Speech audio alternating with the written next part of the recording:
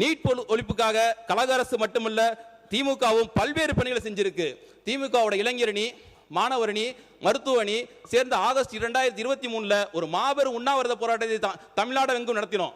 அன்னைக்கு எங்களுடைய இளந்தலைவர் இன்றைய எதிர்க்கட்சி தலைவராக இருக்கவங்க அமைச்சராக இருந்தாங்க. அமைச்சராக இருந்தால் போராட்டத்தில் கலந்து கொள்ள கூடாது என்ற விதி உண்டு.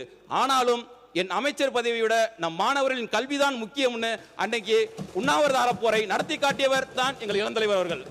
அது மட்டுமல்ல, நீட் விலக்கு கேட்டு பைக் பேரணி, நீட் விலக்கு கோரி கையெழுத்து இயக்கம், நீட் ஒழிப்பு கருத்தரங்கம் எல்லாம் எங்க எதிர்க்கட்சி தலைவர்களின் முன்னெடுப்புல கலைஞர் இளைஞர் சார்பில் நடத்தப்பட்டது.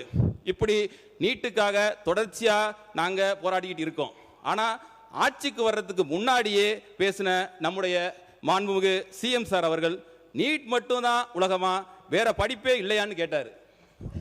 அதையே நம்முடைய மருத்துவத்துறை அமைச்சர் அவர்களும் சமீபத்தில் ரிப்பீட் பண்ணாரு.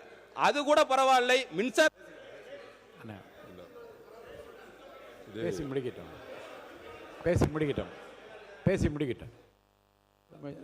சுருக்கமாக பேசிடுங்க. நீங்கள் சுருக்கமா முக்கியமான பிரச்சனைங்க, அதனால தான் சொல்கிறேன். ஓகே, அதையே நம்முடைய மருத்துவத்துறை அமைச்சர்களும் சமீபத்தில் ரிப்பீட் பண்ணாங்க. இது கூட பரவாயில்ல, மின்சாரத்துறை அமைச்சர்கள் ஒருபடி மேலே போய் ஒரு விஷயத்தை சொன்னார். பிளம்பர், கார்பெண்டருக்கெல்லாம் நிறைய தேவை இருக்கு, அந்த தொழிலெல்லாம் கற்றுக்கலாமேன்னு சொன்னார். அவர் ஏற்கனவே இருந்த ஆர்எஸ்எஸ் கொள்கை பாணியில குலக்கல்விக்கு ஆதரவாக பேசியிருக்கிறாரு. அதுக்கு சமூக வலைதளங்களில் கடும் எதிர்ப்பு கிளம்பிருச்சு. இருங்க மாண்பு உறுப்பினர், நீங்க தீர்மானத்தை இருங்க சொல்லி முடிச்சிடறேன். உங்களுக்கு வாய்ப்பு தர போறேன்.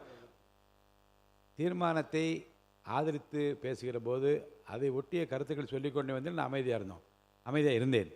இப்போ அதை தாண்டி இப்படிப்பட்ட விமர்சனங்கள் நீங்கள் கண்டிப்பாக தவிர்க்க வேண்டும். ஏன்னா அப்போ பதில் சொல்லாவிட்டால் அப்புறம் கடைசியிலே சொல்லுங்கள் என்று அப்போ நீங்கள் சொன்னபடி நேரலில் ஓடிக்கொண்டே இருக்கிறது. அப்போ எப்போ நீக்குவீர்கள் என்று கேட்கின்றீர்கள்.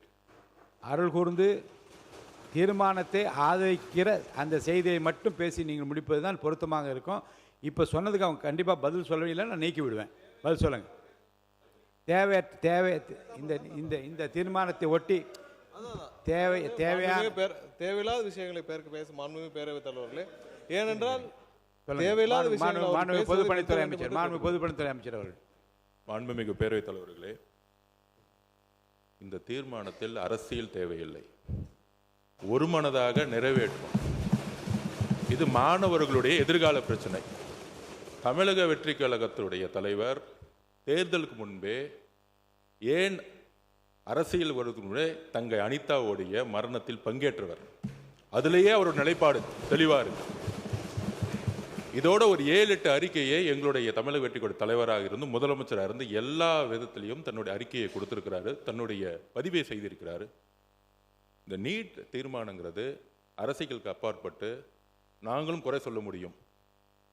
அதனால திமுக என்ன செய்தது, ஒன்றிய அரசியல் மத்திய அமைச்சராக இருக்கும்போது என்ன செய்தது, அதுக்குள்ள போக விரும்பல. இங்க அரசியல் பேச வேண்டாம், பழைய வரலாறை பற்றி பேச வேண்டாம். எல்லா உறுப்பினர்களும் தமிழகம் முதற்கொண்டு இங்க இருக்கக்கூடிய எல்லா கட்சிகளும் பிஜேபியை தவிர எல்லோரும் ஒரே நிலைப்பாடில் இருக்கிறோம்.